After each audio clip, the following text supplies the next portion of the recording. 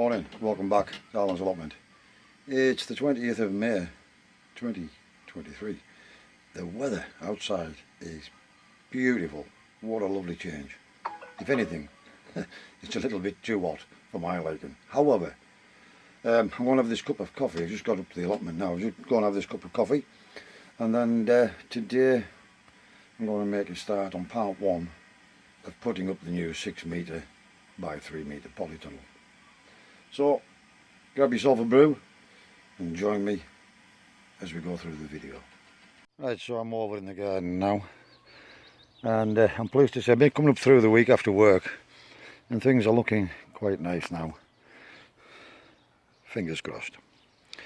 So I've just lugged the polytunnel over here.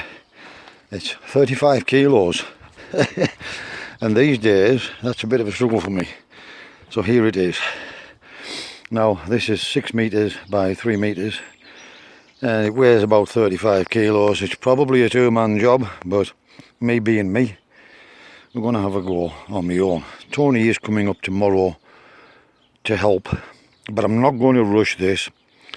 I'm going to work it out because I want this to be sort of permanent and we want to make it nice and strong, and I'm just going to take my time with this. So I'm going to get it unboxed and have a look at the quality of it.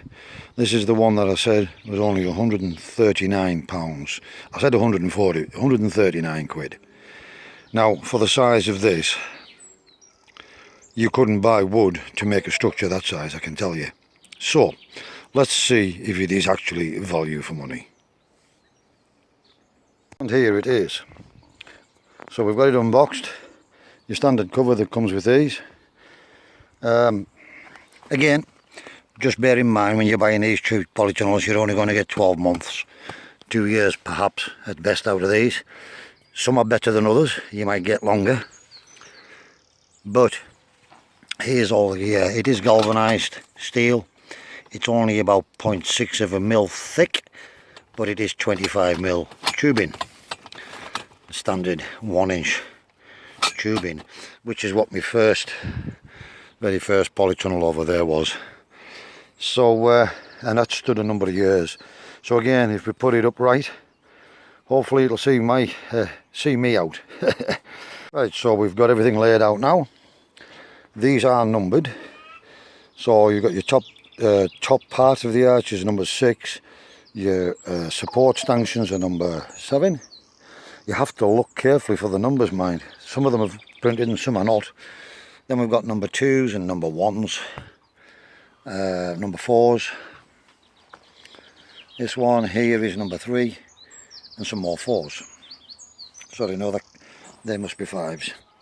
Right, and then you have your obligatory hardware. What I always do is sort it out, because you'll see we've got 4 screws there, or smaller nuts and bolts. That cockerel. These are all the long ones. Them four short ones must be for something. We'll find out what they're for. You've got your big super strength stakes to stake it down with, and your guide ropes, which of course we will not be using. You have your end caps. You even get a spanner and an Allen key and the nuts to go with it, and a great set of instructions.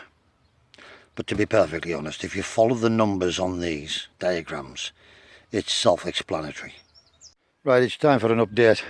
I've spared you the pain of watching me put hundreds of nuts and bolts together. So we've built the polytunnel. Now it's not finished yet, because I've got the bottom rail and the next rail up, down both sides done. I've got my support ends in on both sides, and then I've basically clipped this together to give it some structure and see what sort of height it's going to be. I still need to go down here with the cross rail across the centre and across this one, which is going to take me about another hour, putting all of those nuts and bolts in and putting all those together. Let's have a look. How long has it took me? Right, so it's taken me 2.5 hours to get this far. Now you'll see it's actually sitting up on the bed, and it's down on the ground on that side. Now it's just a tad short, about this much short, of spanning these beds. These wooden edges are coming out, and I'm going to reuse the wood for the base frame of the polytunnel. And of course this runs on a massive slant like that. We've got to square this up as well, so we're going to need more boards at this side and possibly right down to the ground on this side. And I want to move the tunnel this way away from the fence, which means we might end up having to sacrifice or transplant some plants down here. But I'm going for a cup of coffee now because I am absolutely melting. Yeah, coming along nice. Right, the frame is finished, complete and built. And we ended up with one bolt and an extra nut left over. So if you do get one of these, be very careful you don't lose any nuts and bolts, because there's only just the bare minimum. I did buy some more just on the off chance that we were short, because I didn't want to be held up. And one of these definitely helps. If you can possibly see this, I've showed this in a video before, but if you press in here, you can see these press in and they surround the nut. Basically you hold it one end with the Allen key, push this over the nut and just drill up and tighten up. Absolute winner, speeds the job up no end. Worth investing. I think it's £5 or £6 for one of those.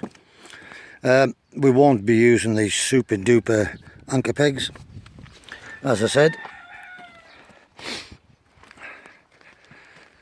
But there we go, it's all done with the cross beams, centre beam. And I've got to be honest, at times I was thinking I haven't got enough to complete this with this many strengthening beams. But there was. I'm going to give you my honest opinion on this polytunnel now for the price. I'm absolutely delighted with it. It's, as I said, it's inch thick galvanised steel, aluminium, steel, yeah, galvanised steel. It has plenty of braces. It's got 1, 2, 3, 4, 5 support structures, plus your end pieces, of course, in all 4 corners. And there's 2 negatives to this, but again, it's down to cost, and you get what you pay for. But overall, this, in my opinion, is a very good value polytunnel for money. Now remember, these things will only stay up if you put them upright.